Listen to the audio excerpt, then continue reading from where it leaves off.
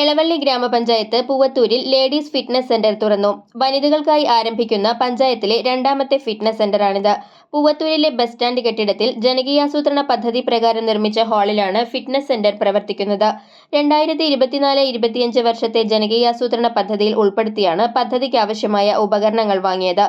Treadmill, flywheel, shoulder press, adjustable bench, leg extension, multi bench, spin bike എന്നീ ഉപകരണങ്ങളാണ് fitness സെന്ററിൽ ഒരുക്കിയിട്ടുള്ളത്. 680 ചതുരശ്ര അടി വിസ്തീർണമുള്ള ഹാളിൽ ഡ്രസ്സിംഗ് റൂം, കുടിവെള്ള സൗകര്യം എന്നിവയും തയ്യാറാക്കിയിട്ടുണ്ട്. വൈകിട്ട് 4 മുതൽ 7 വരെയാണ് പ്രവർത്തന സമയം.